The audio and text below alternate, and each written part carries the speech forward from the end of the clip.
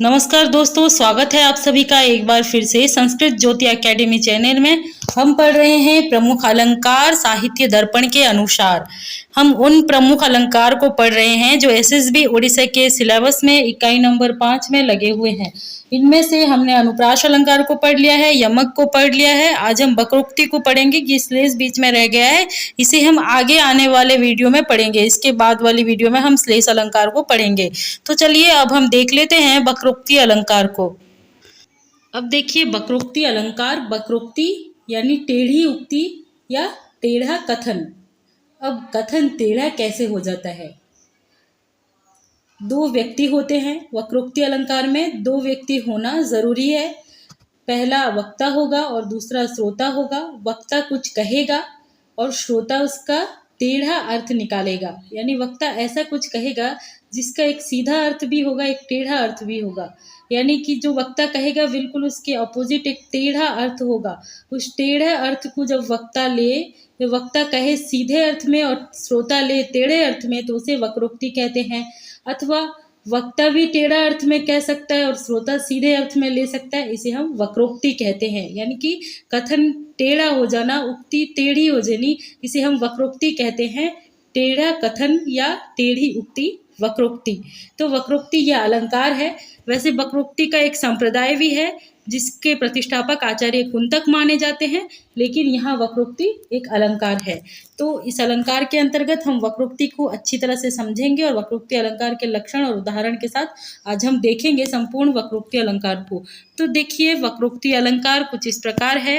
वक्रोक्ति अलंकार दो प्रकार की होती है, एक श्लेष वक्रोक्ति, एक काकू वक्रोक्ति। क्या है श्लेष, क्या है काकू? श्लेष वक्रोक्ति वो होती है जहाँ वक्रोक्ति यानी जो कथन है वो टेढ़ा श्लेष के द्वारा होता है।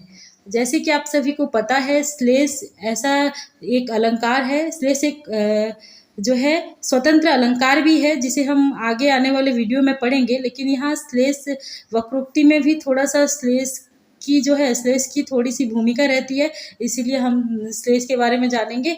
श्लेष वहाँ होता है जहाँ एक पद से अनेक अर्थ निकलते हैं, या तो उसे तोड़ के, उस पद को तोड़ के दो पद बना के अनेक अर्थ निकाला जाता है, या फिर बिना तोड़े एक ही पद से ही हमें अनेक अर्थ निकलते हुए दिखते हैं, तो इसे हम श्लेष कहेंगे। और इसी श्लेष के द्वारा भी उक्ति जो है टेढ़ी हो जाती है और उसे हम श्लेष वक्रोक्ति कहते हैं। उसी तरह काकू वक्रोक्ति कौन है? काकू अर्थात जो है बोलने का टोन, कहने का अंदाज, यानी कि विकृत स्वर विशेष। ऐसे स्वर से हम बात करेंगे, ऐसी टोन में हम बात करेंगे जो कुछ अलग अर्थ बताता हो, उसे हम काकू कहेंगे। और इसी काकू के द्वारा, इसी स्वर के द्वारा, इसी विकृत स्वर के द्वारा जब वक्ता कुछ विकृत स्वर में कह दे और श्रोता उसका कुछ अन्यथा अर्थ ले ले, उसे हम काकू वक्रोक्ति कहते हैं। काकू अर्थात स्वर विशेष, जो विकृत स्वर विशेष है। भिन्न कंठ ध्वनिर धीरे काकू रीतिर अभिधीयते, यानी कंठ से जो भिन्न प्रकार की ध्वनि आती है उसे पंडित लोग, धीर लोग काकू कहते हैं। ठीक है, काकू किसे कहते हैं? जो कंठ से, जो हमारे कंठ से भिन्न प्रकार की जो विकृत ध्वनि आती है, जो कुछ कहने का जो अंदाज है जो कुछ अलग सा होता है, एक स्वतंत्र अंदाज होता है कहने का, जिसे लोग समझ जाते हैं। ये हाँ समझ लो, ऐसी एक कहने के अंदाज से लोग समझ जाते हैं।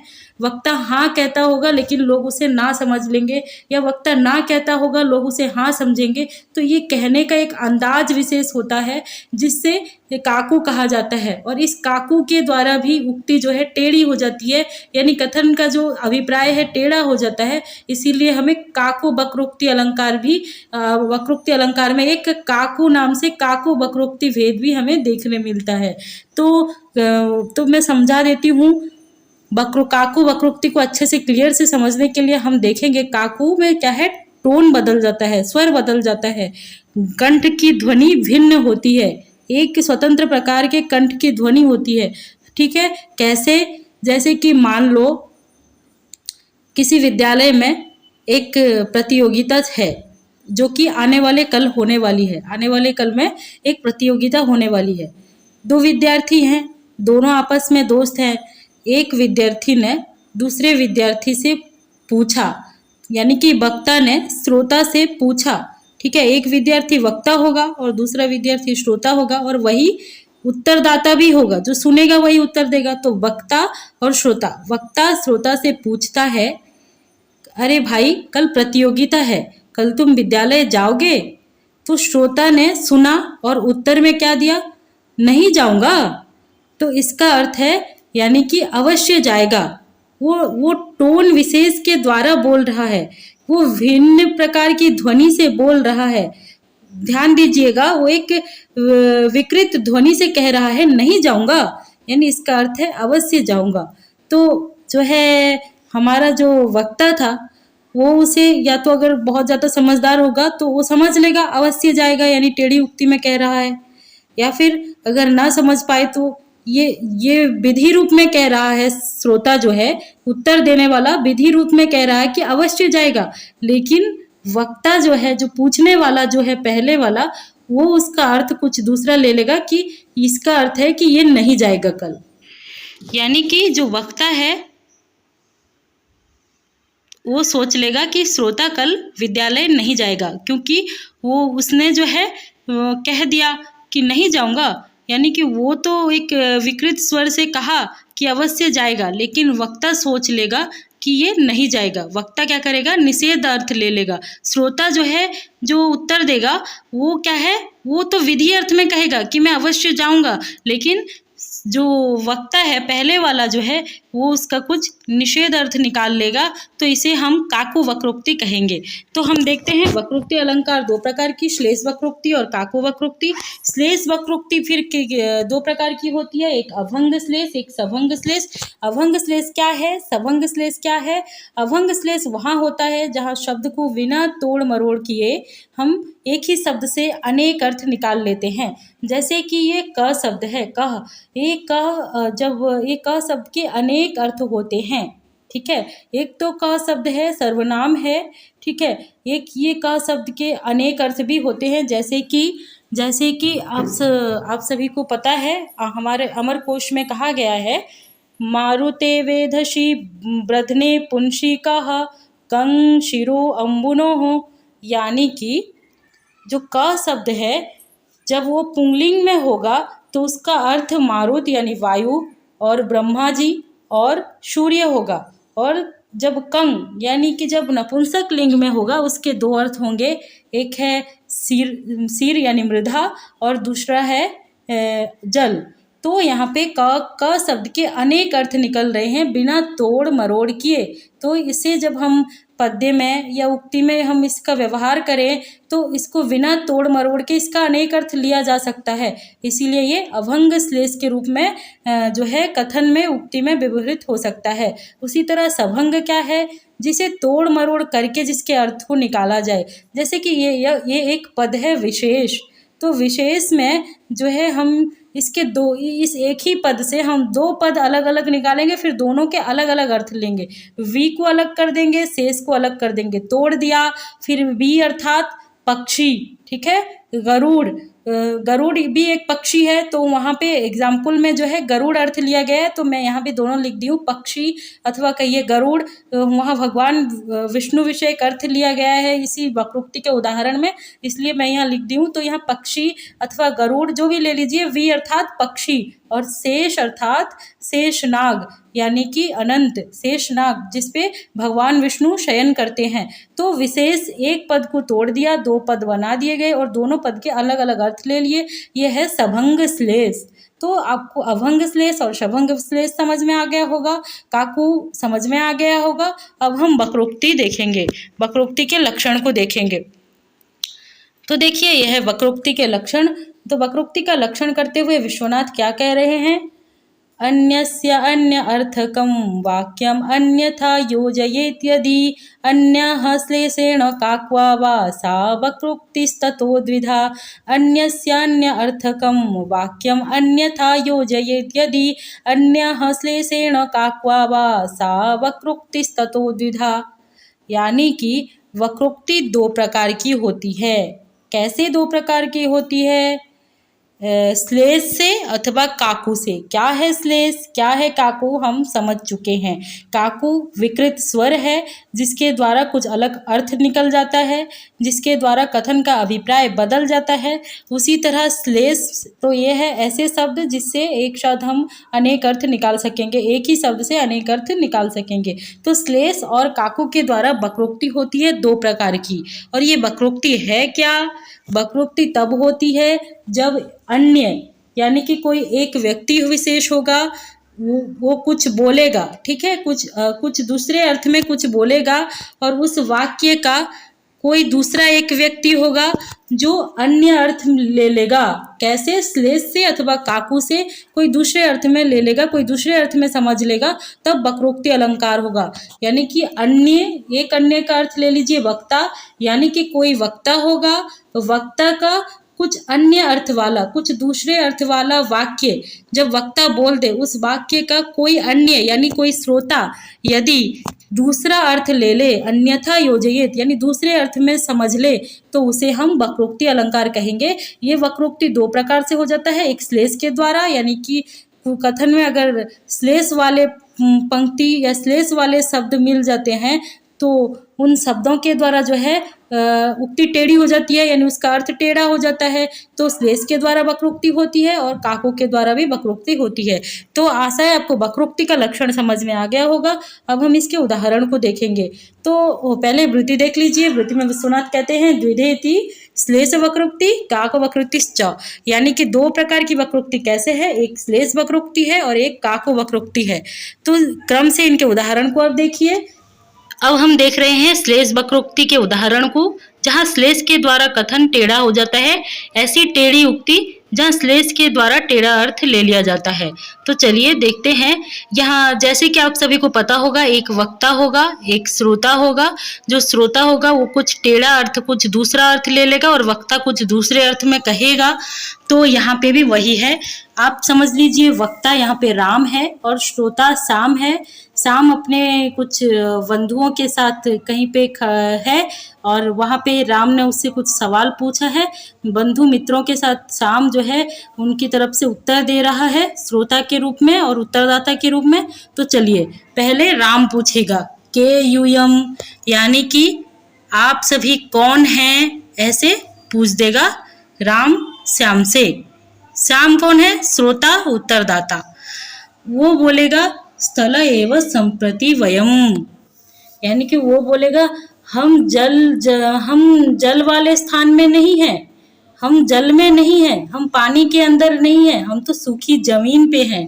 स्थल यानी हम स्थल में, हम सूखी जमीन पर हैं, हम जल पर नहीं हैं, हम जल में नहीं हैं।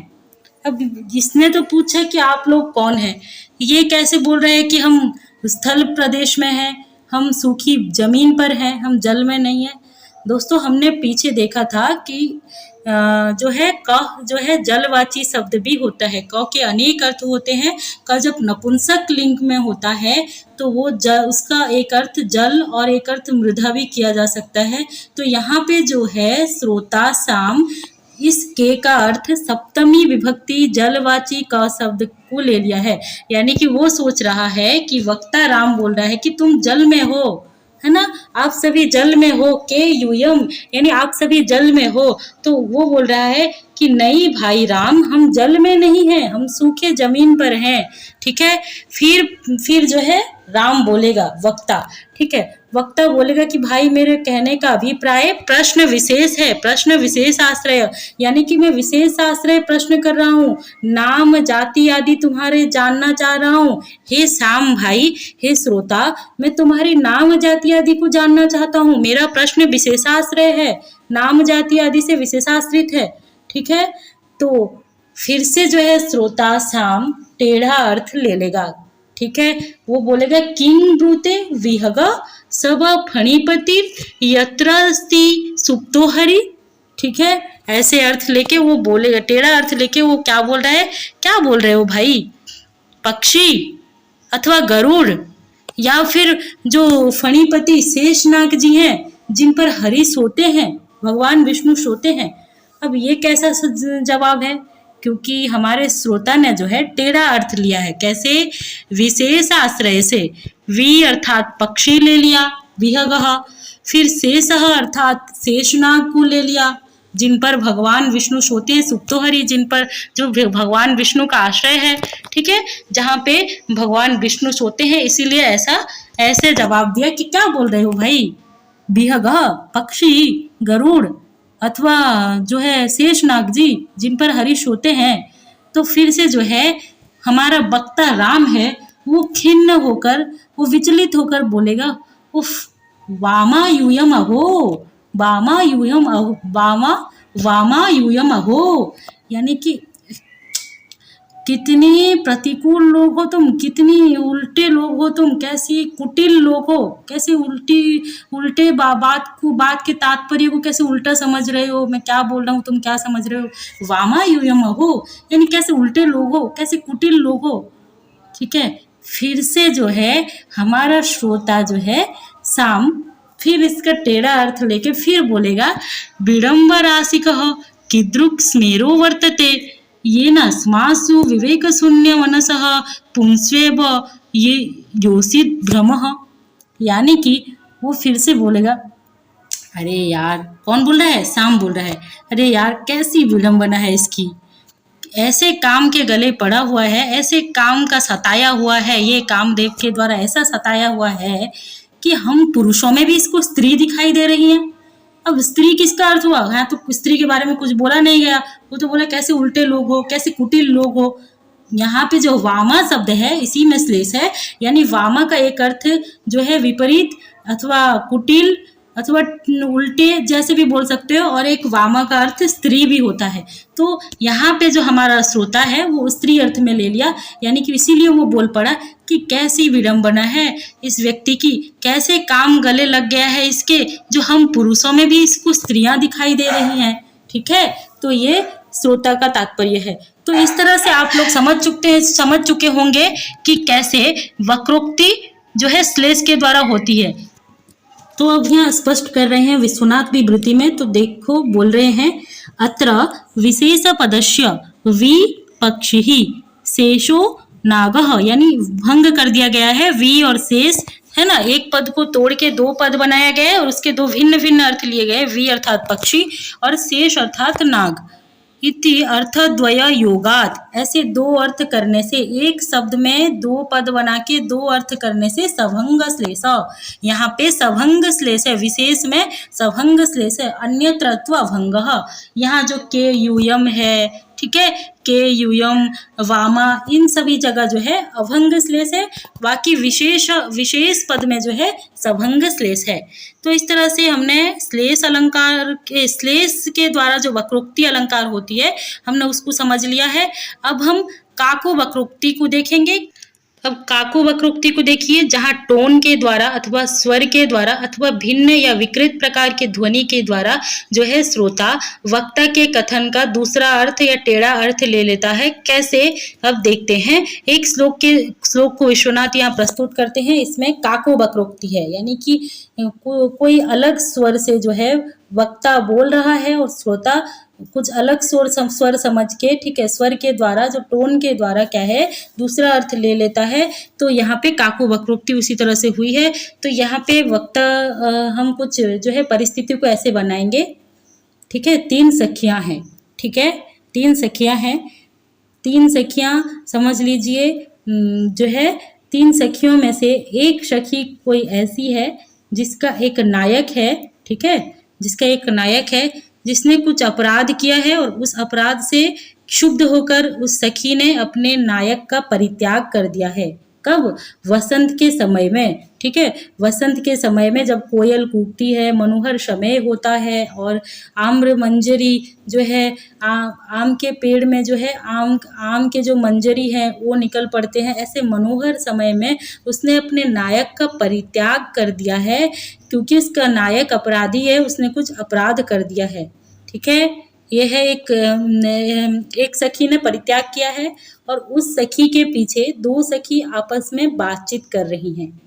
तो बातचीत कर रही हैं, ये दो सखी जो बातचीत कर रही हैं उनमें जो पहली वक्ता सखी है वो बोल रही है काले कोकिल वाचाले सहकार मनोहरे कृतागसः परित्यागा तस्या चेतो न दुह्यते। ठीक है, काले कोकिल वाचाले सहकार मनोहरे कृतागसः परित्यागा तस्य चेत न दुह्यते।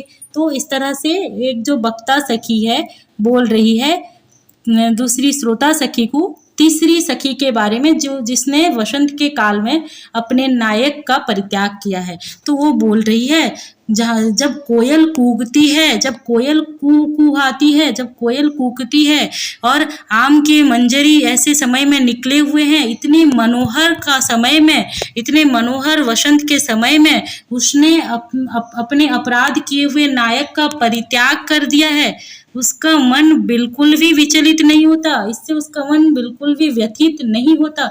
यानी कि ऐसे मनोहर समय में, ऐसे अच्छे इतने प्यारे वक्त में, ठीक है, ऐसे वक्त में उसने अपने पति का, अपने नायक का परित्याग कर दिया, उसका मन फिर भी व्यथित नहीं होता।